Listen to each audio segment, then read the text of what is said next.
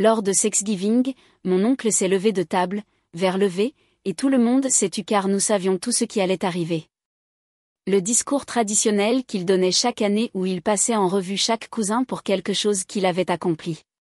Et bien que cela ait toujours semblé un peu répétitif, les gens avaient hâte car c'était ce drôle de rituel familial où la reconnaissance était distribuée comme des prix. Et même quand c'était forcé, tout le monde voulait être inclus. Je suis resté assis à attendre, mon sourire déjà en place. Parce que je pensais, bien sûr, que mon nom serait mentionné à un moment donné, et peu importe ce qu'il dirait. Juste l'entendre signifierait que quelqu'un m'avait remarqué, que je n'avais pas complètement disparu dans l'arrière-plan de cette famille dans laquelle j'avais grandi. Un par un, mes cousins ont été appelés. Il a loué Émilie pour avoir obtenu son diplôme avec mention, et la table a applaudi si fort qu'elle a dû agiter les mains pour calmer tout le monde. Puis il est passé à Brian, qui venait de se fiancer, et toute la famille a éclaté en acclamations. Il a même mentionné de petites choses, comment Sarah faisait un excellent travail d'équilibre entre son travail et sa nouvelle maternité, comment Daniel avait enfin trouvé sa place dans son nouveau travail après des années de difficultés, comment même les plus jeunes montraient des promesses à l'école. À chaque nom, la pièce se remplissait de chaleur et d'approbation, et j'applaudissais, hochais la tête, et feignais de ne pas remarquer que mon tour n'arrivait pas. Ce n'était pas comme si j'avais besoin d'une médaille ou d'une ovation debout.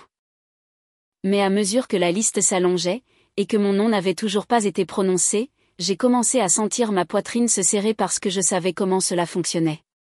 Et il est devenu de plus en plus clair à chaque seconde qui passait qu'il allait parcourir toute la famille, et m'ignorer d'une manière ou d'une autre, comme si ma présence à cette table était moins importante, comme si rien de ce que j'avais fait ne méritait même une phrase polie.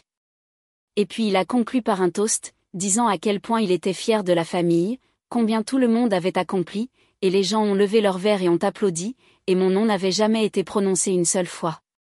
J'ai senti la chaleur monter dans mon visage, mais j'ai forcé mon sourire à rester parce que je ne voulais pas que quelqu'un voie la fissure. J'ai levé mon verre aussi, feignant de siroter même si ma gorge était sèche. Et je me suis dit que c'était peut-être juste une erreur. Peut-être qu'il avait oublié. Peut-être qu'il pensait m'avoir déjà mentionné et que ce n'était qu'un simple oubli. Mais la vérité s'est enfoncée rapidement et lourdement. Non, ce n'était pas un accident. C'était un schéma. Et cela se produisait depuis des années sous différentes formes, de petites manières qui me montraient où j'en étais dans la hiérarchie de cette famille. Et à chaque fois je l'ignorais, mais cette fois, cela a coupé plus profondément parce que c'était si public, juste devant tout le monde. Lorsque le tintement des verres a cessé et que les gens ont recommencé à rire et à parler, je me suis reculée et j'ai laissé les voix me submerger, mais je n'écoutais pas vraiment. J'ai regardé mon assiette, j'ai déplacé la nourriture et je me suis sentie détachée de tout le moment, comme si je les regardais de loin. Et puis j'ai pris ma décision. J'ai sorti mon téléphone discrètement, je l'ai tenu en l'air, et j'ai pris une photo de la table avec tout le monde riant, mangeant, célébrant, leur visage plein de joie. Personne ne m'a remarqué en le faisant. Personne ne s'est soucié que je sois devenu silencieux. J'ai remis le téléphone en place et j'ai forcé un dernier sourire. Je me suis excusée tôt, disant que j'avais quelque chose à régler. Et pas une seule personne ne m'a interrogé, pas même mes parents, qui étaient trop occupés à parler avec les autres pour réaliser que j'avais à peine parlé de toute la nuit. En m'éloignant en voiture, j'ai continué à revivre le moment dans ma tête, ce discours qui m'avait si facilement exclu. Et au lieu de le laisser me ronger comme il le faisait habituellement, j'ai senti quelque chose de plus tranchant se former en moi. Parce que ce qui faisait le plus mal, ce n'était pas seulement que j'ai été laissé de côté. C'est que je les avais laissés faire ça si longtemps. Et peut-être que la seule façon de les faire remarquer était d'arrêter d'être silencieux à ce sujet. Quand je suis rentrée chez moi, j'ai regardé cette photo sur mon téléphone pendant longtemps. Ce n'était qu'une table pleine de visages souriants, mais pour moi, cela ressemblait à une preuve. Et à ce moment-là, j'ai réalisé que je n'avais pas besoin de crier ou de les confronter en personne parce que parfois les actions les plus silencieuses portent le plus lourd fardeau. J'ai ouvert mes réseaux sociaux, j'ai téléchargé la photo, et j'ai tapé une seule légende qui n'était pas en colère, pas bruyante, mais assez tranchante pour faire arrêter et réfléchir quelqu'un.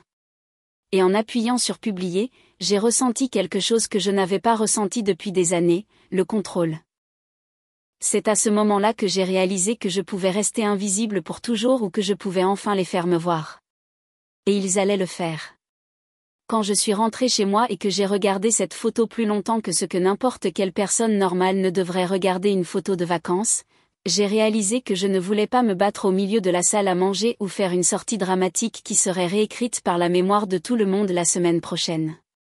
Je voulais le genre de déclaration qui s'assoit tranquillement dans un coin tout en attirant tous les regards. Alors, j'ai posté la photo et j'ai écrit une légende qui était calme et presque polie en apparence. Une légende qui disait tout sans griffer la gorge de personne. Quelque chose comme le fait que la famille est censée être là où on est vu même quand on ne brille pas et à quel point il est étrange de s'asseoir à une table et de se sentir comme une chaise. Et à la seconde où j'ai appuyé sur publier, j'ai senti ce déclic dans ma poitrine qui me disait que j'avais finalement arrêté de me porter volontaire pour être celui qu'on oublie. Au début, j'ai regardé les notifications comme les gens regardent une bouilloire qui ne bout jamais. Mais ensuite, les « j'aime » ont commencé à apparaître en une ligne lente et régulière. Des amis du travail qui n'avaient aucun intérêt dans le fragile ordre hiérarchique de ma famille ont laissé des commentaires simples et gentils. Un ancien colocataire a envoyé un message qui m'a fait rire de cette manière amère où l'on inspire au lieu d'expirer. Et quelques anciens camarades de classe ont écrit qu'ils comprenaient exactement ce que je voulais dire parce que les vacances ont une façon de vous mesurer par rapport à la personne la plus bruyante à table et de prétendre que c'est de l'équité.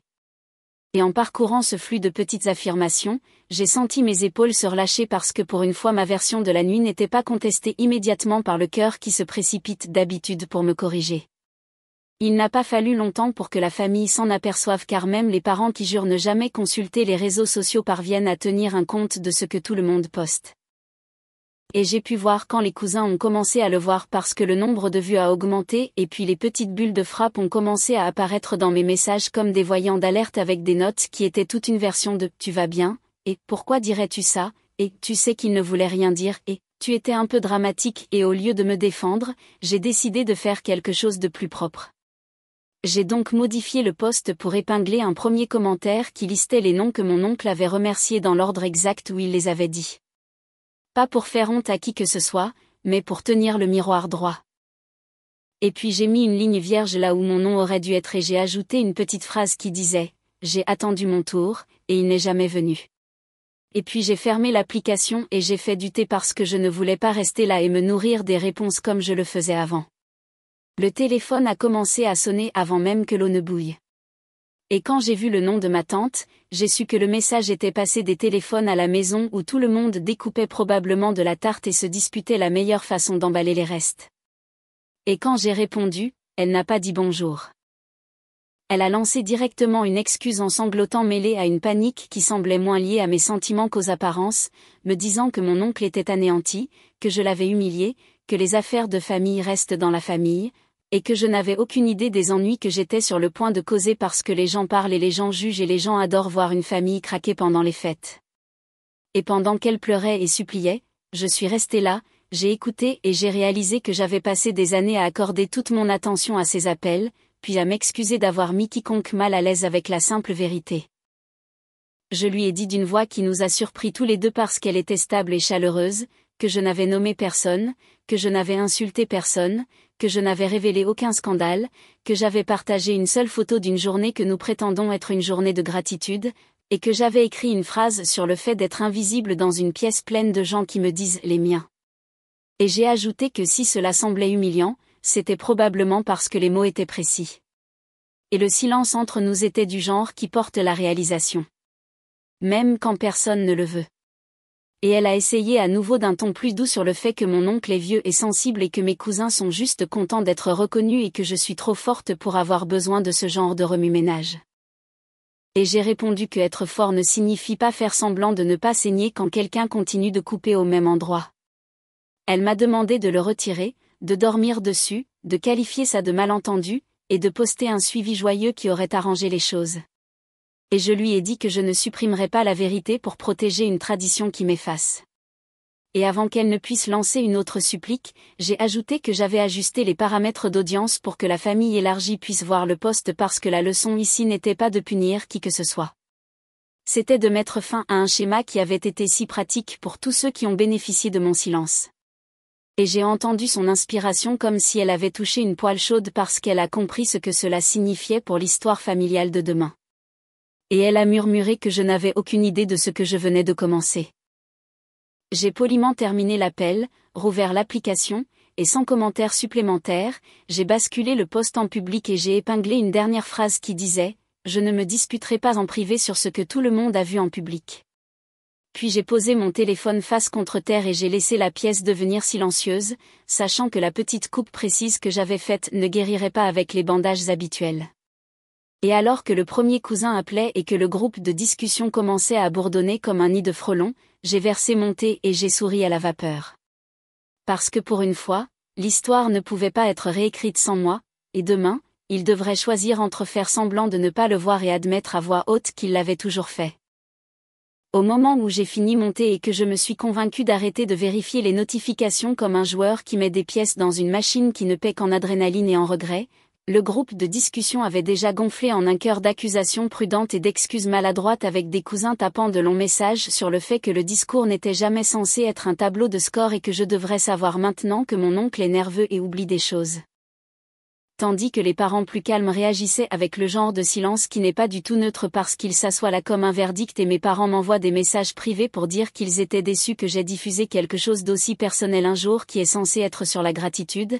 Ce qui est drôle si vous y pensez parce que j'avais passé des années à avaler exactement ce genre d'affront pour maintenir la paix et on m'avait dit que c'était de la maturité, mais dès que j'ai choisi une phrase silencieuse qui ne nommait personne et ne pointait pas du doigt, je suis devenu le tourbillon qui a ruiné le repas.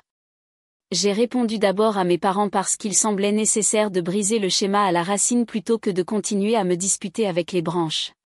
Et j'ai écrit que je n'avais pas déclenché de guerre. J'avais simplement quitté une pièce où tout le monde connaissait le blocage sauf moi. Et j'ai ajouté que si nous allions utiliser le mot gratitude, alors nous devrions inclure la reconnaissance de base dans la définition. Et quand ma mère a appelé pour me dire que j'avais humilié la famille, je lui ai demandé combien de fois elle devrait accepter d'être traitée comme une figurante pour que tout le monde se sente bien dans ses répliques. Et le silence qui a suivi n'est pas venu d'une perte de signal. Il est venu de ce petit endroit où la vérité atterrit et prend place. Les cousins ont changé de ton au fil de la soirée, passant de la réprimande à la négociation, comme des gens qui réalisent qu'un récit leur échappe. Et ils ont fait flotter des idées sur un discours de suivi au dessert, sur une photo de groupe avec une légende louant tout le monde à égalité, sur une promesse d'être plus attentif l'année prochaine. Et j'ai dit que le dessert avait déjà été mangé et que l'année prochaine était un moyen pratique de laisser la blessure actuelle non traitée. Et j'ai ajouté que je ne cherchais pas un acte de gentillesse mis en scène qui pourrait être posté avec une note mignonne et une série de pouces levés. Je voulais la chose adulte, qui est une phrase honnête qui admet l'erreur sans ciller. Et la pièce est redevenue agitée parce que c'est la phrase que personne n'aime dire dans les familles qui survivent sur des intentions techniques. Pendant qu'ils débattaient de la meilleure façon de minimiser l'inconfort, j'ai fait quelque chose que j'aurais dû faire il y a de nombreuses fêtes. J'ai ouvert un dossier sur mon ordinateur portable et j'ai commencé à y glisser les pièces qui s'étaient accumulées dans ma mémoire, comme des peluches dans une poche. Les petits moments négligés qui semblent inoffensifs seuls, mais qui pointent dans la même direction lorsqu'ils sont alignés. La fête de remise des diplômes où le toast m'a ignoré parce que la playlist devait continuer. La newsletter familiale qui répertoriait les réalisations de l'année et plaçait ma phrase sous un titre disant « Mise à jour générale ». Le dîner d'anniversaire où j'étais assise à la table d'appoint avec les enfants parce que quelqu'un avait besoin de faire de la place pour une voisine de tante et j'ai écrit de courtes légendes qui n'étaient ni vicieuses ni théâtrales, juste précises. Parce que la précision est ce qui ébranle ceux qui comptent sur le brouillard. Quand le dossier a eu assez pour se tenir debout tout seul sans s'appuyer sur la colère, je l'ai transformé en un album privé et je l'ai partagé uniquement avec un groupe de discussion familiale, et mon message était aussi propre que je pouvais le faire. Un seul paragraphe qui disait « Je ne veux que personne ne soit traîné en ligne. Je ne veux pas de spectacle public. Je veux que nous regardions un schéma auquel nous avons tous participé, que ce soit par action ou par haussement d'épaules, et si nous pouvons accepter de le nommer et de l'arrêter, alors cet album restera privé, et cette conversation se termine ce soir. » Et je le pensais. Je pensais chaque mot parce que je ne veux pas de terre brûlée.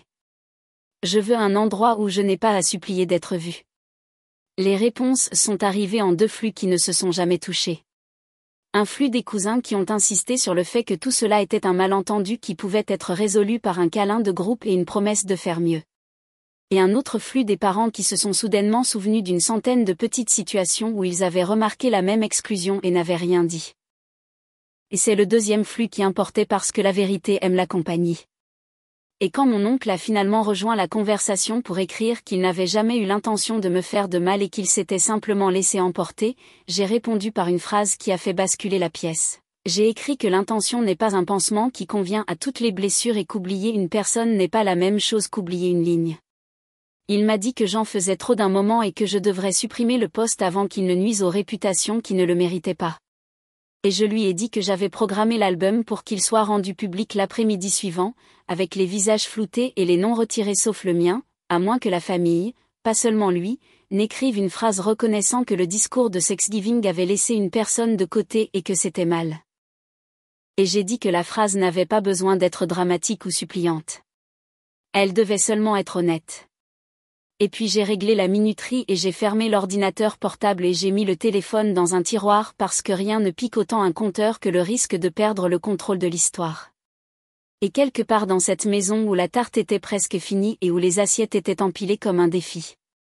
Les gens qui avaient ri pendant le discours ont réalisé que la fille silencieuse avait enfin trouvé l'outil le plus bruyant qui soit. Le temps. La nuit s'est étirée de cette manière lente dont les vacances le font quand les assiettes sont empilées et que les blagues ont tourné et que la bonne volonté s'est transformée en une négociation. Et pendant que le groupe de discussion continuait de tourner en rond sur le ton et l'intention et comment une seule légende ne pouvait pas capturer la plénitude de l'amour familial, mon téléphone a vibré avec un message direct d'Olivia, la cousine qui se cache habituellement derrière des émojis neutres et des salades de potluck.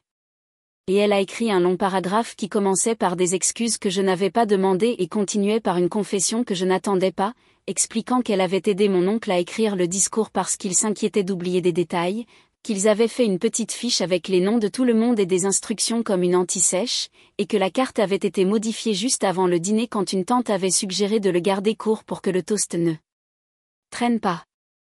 Et puis elle a attaché une photo de la carte froissée prise sur le comptoir de la cuisine où quelqu'un avait dû la jeter. À côté du papier d'aluminium et du plat à tarte. Et là, il y avait une liste de noms avec des notes rapides, une ligne nette tracée sur la mienne écrite dans le même stylo que le mot raccourcir dans la marge, une gomme si casuale qu'elle ressemblait à des courses. Et en regardant cette image, j'ai ressenti le soulagement étrange qui vient quand un soupçon s'assoit enfin et montre son visage. J'ai demandé à Olivia si je pouvais recadrer l'image pour supprimer tous les autres noms et laisser seulement la preuve de la suppression parce que je ne voulais pas de dommages collatéraux ni de pylônes. Je voulais de la précision. Et elle a dit oui dans un autre long paragraphe plein de la culpabilité que ressentent les gens quand ils réalisent qu'ils ont été des spectateurs pendant des années. Et je lui ai dit qu'elle n'avait pas besoin d'écrire une autre phrase. Que la permission suffisait et que je voyais son courage même si personne d'autre ne le faisait. Et quand j'ai raccroché, j'ai ouvert l'album privé que j'avais créé pour la famille et j'ai ajouté la photo avec une courte légende qui ne criait ni n'accusait, mais disait simplement qu'à court de temps, quelqu'un devient toujours facultatif et que pendant trop longtemps ce quelqu'un a été moi. J'ai inclus d'autres reçus, non pas parce que j'avais besoin de les enterrer dans des pièces à conviction, mais parce que les schémas se révèlent mieux lorsqu'ils sont autorisés à se tenir debout sans maquillage. J'ai donc ajouté une capture d'écran de la newsletter familiale où les réalisations de chacun étaient en gras sous des titres joyeux, tandis que la mienne se trouvait dans une note latérale sur les mises à jour générales, et j'ai placé à côté le texte du dîner d'anniversaire où ma tante avait écrit que la table principale était pleine et que je comprendrais parce que j'étais si bonne avec les enfants. Et puis j'ai inclus un clip tiré de l'histoire de mon cousin où le discours de Thanksgiving pouvait être clairement entendu en arrière-plan ainsi que toute la séquence de noms que j'avais transcrit avec un blanc discret au milieu là où mon nom aurait dû être. Et en regardant le vide net sur la page, j'ai ressenti une stabilité que je n'avais pas ressentie envers cette famille depuis que j'étais adolescente essayant de décider si rester silencieuse me vaudrait une place l'année prochaine. Le chat a réagi exactement comme je le savais, se divisant en 2 camps, ceux qui voulaient discuter de l'intention comme s'il s'agissait d'une défense juridique contre l'impact, et ceux qui ont finalement expiré et ont dit qu'ils l'avaient vu aussi et l'avaient laissé passer parce que le confort est addictif. Et mon oncle m'a envoyé un message privé qui utilisait beaucoup de mots pour dire très peu, insistant à nouveau sur le fait qu'il n'avait jamais eu l'intention de me faire de mal et que la carte avait été modifiée sans qu'il s'en rende compte. Et j'ai répondu par une seule longue phrase sur le fait que la responsabilité est la différence entre un accident et une habitude. Et je lui ai rappelé la date limite que j'avais fixée parce que les dates limites sont la façon dont les adultes convertissent les excuses en action. Et j'ai rédigé la phrase exacte que la famille pourrait poster si les mots étaient si difficiles à trouver. Une phrase qui disait que la nuit dernière nous avons remercié beaucoup et oublié et que nous ne devons pas confondre le silence avec la force. Et j'ai dit que si la phrase apparaissait taguée à mon nom avant midi demain, l'album resterait privé. Et sinon, l'album deviendrait public avec les visages floutés et les noms retirés sauf le mien puisque c'est moi qui racontais l'histoire.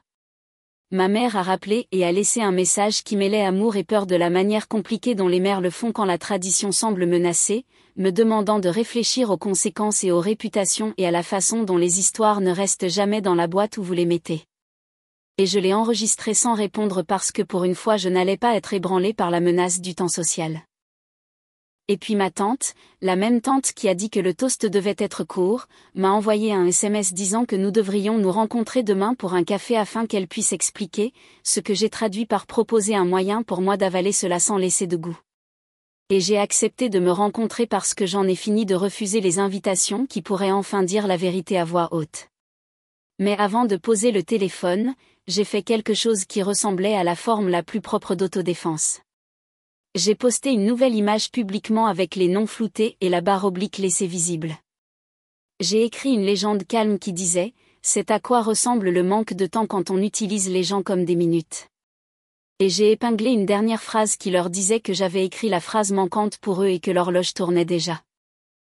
Et alors que les notifications commençaient à apparaître comme de petits feux d'artifice, j'ai fermé l'application et j'ai posé mes mains sur mes genoux parce que le poing avait finalement atterri dans un endroit où il ne pouvait pas être massé. Et demain, s'ils voulaient que l'album reste privé, ils devraient dire les mots qu'ils avaient toujours évité de dire dans n'importe quelle pièce où j'écoutais. Le matin suivant a ressemblé au genre de silence qui prétend être inoffensif tout en pressant un pouce sur votre contusion pour vérifier si vous y prêtiez encore attention. Et alors que je me dirigeais vers le petit café que ma tante avait choisi parce qu'elle voulait quelque chose de neutre et de convivial, je me suis dit que j'écouterais sans interrompre. Je ne courais pas après la validation comme un chien qui court après une voiture. Et je garderai mon offre aussi claire que du verre parce que la nuit dernière j'avais déjà appris que dans cette famille, la seule langue que tout le monde respecte est celle qui déplace les conséquences de la théorie au temps calendaire. Alors quand elle s'est assise et a commencé avec le script doux sur les malentendus et les nerfs et les bonnes intentions qui semblaient toujours être assis en tête de notre table, je l'ai laissé finir et puis j'ai exposé en un seul long souffle qui ne tremblait pas que l'album resterait privé si la famille postait la phrase que j'avais déjà écrite. Que la phrase serait épinglée sur la page familiale et taguée à mon nom et qu'à partir de maintenant, le rituel de remerciement inclurait chaque nom par ordre alphabétique sans modification pour le temps parce que être coupé pour garder les choses serrées n'est pas un compliment. C'est une hiérarchie déguisée en efficacité. Elle a essayé le marchandage doux qui avait fonctionné sur moi depuis mon adolescence, suggérant une photo joyeuse de moi avec une part de tarte et une légende disant que nous oublions parfois les gens silencieux mais que nous les aimons à la folie. Et quand je n'ai pas mordu, elle a changé pour l'avertissement que les réputations peuvent être fragiles et que l'album que je menaçais de rendre public pourrait être vu par des gens qui ne comprendraient pas le contexte.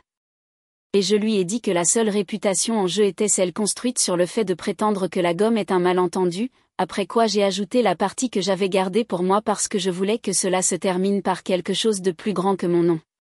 Expliquant que si la phrase était publiée avant midi, je ferais un don équivalent au nom de notre famille à la banque alimentaire locale, égal à ce que nous avions dépensé en dessert. Parce que si Thanksgiving est censé être une question de gratitude, alors il peut survivre à une phrase honnête et une action utile. Et s'il ne peut pas, alors ce n'est qu'un costume. Elle a cligné des yeux à cela parce que cela transformait l'excuse d'une punition en un pivot. Et pendant un moment, j'ai pu la voir y réfléchir comme les gens réfléchissent à une rampe raide.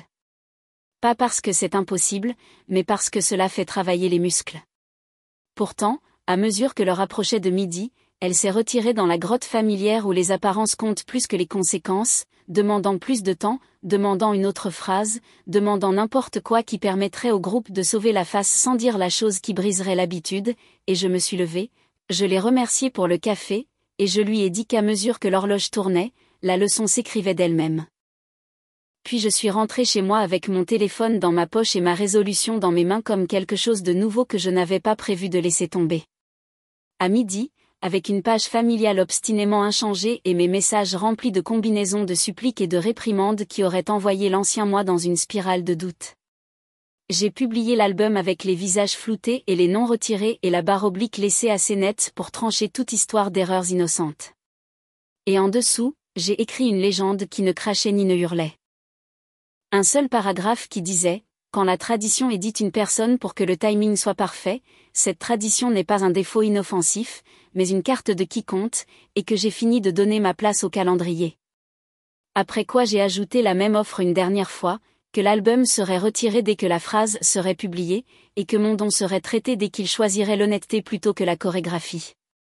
Les appels sont arrivés comme une tempête, rapides et bruyants, avec des cousins en colère que j'ai escaladés, avec des parents plus âgés effrayés que les voisins ne fassent des liens qui étaient déjà publics. Et avec quelques messages silencieux de personnes qui ne m'avaient jamais défendu auparavant, mais qui écrivaient maintenant que la carte avec la ligne barrée sur mon nom les avait empêchés de dormir. Et pendant que la maison du côté familial s'agitait, mon oncle a finalement brisé le silence sur la page publique et a posté une courte déclaration prudente sur l'amour et les imperfections qui commençaient à se dissoudre dans le vague à la 2e ligne. J'ai donc répondu avec la phrase exacte que j'avais proposée, pas un mot de plus, et j'ai écrit que c'était la phrase qui fermait la porte et que tout le reste ne ferait que prouver le point que je faisais. Puis j'ai posé le téléphone et j'ai laissé les minutes suivantes décider de ce que serait la famille dans les années à venir. La notification est arrivée avec une vibration que j'ai ressentie dans mon poignet avant de voir l'écran. Et quand j'ai ouvert la page, la phrase était là en mots simples sans décoration ni excuse. Elle disait que la nuit dernière nous avons remercié beaucoup et oublié que l'oubli était mal et qu'à l'avenir nous ne traiterons pas le silence comme une force ou l'effacement comme une efficacité. Et en dessous, il y avait mon nom orthographié correctement et non suivi d'une blague. Et tagué à cette phrase était une note disant que la famille avait fait un don à la banque alimentaire et que je faisais un don équivalent aujourd'hui, ce que j'ai fait dans l'heure parce que le suivi est la façon dont on crée un nouveau schéma quand l'ancien refuse de mourir. J'ai retiré l'album et j'ai laissé un dernier post de ma part qui disait que je n'étais pas intéressée par le théâtre, que je ne répéterais pas le fait d'être reconnaissante pour des miettes, et qu'à partir de cette fête en avant, je n'assisterais qu'aux tables où chaque nom rentre sans négociation. Et pendant que quelques parents marmonnaient sur le déshonneur public et que d'autres inondaient mes messages de soulagement que quelqu'un ait enfin tiré la sonnette d'alarme, je me suis assise dans ma cuisine avec le reçu de la banque alimentaire et la capture d'écran de la phrase et la compréhension silencieuse que je n'avais pas brûlé une famille. J'avais seulement allumé la lumière et refusé de rester dans le coin.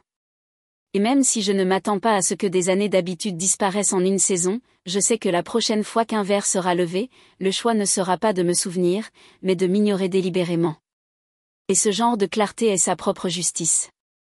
Parce que je ne leur ai pas demandé de m'aimer. Je les ai forcés à me voir. Et à la fin, c'était le plan. Et ça a marché.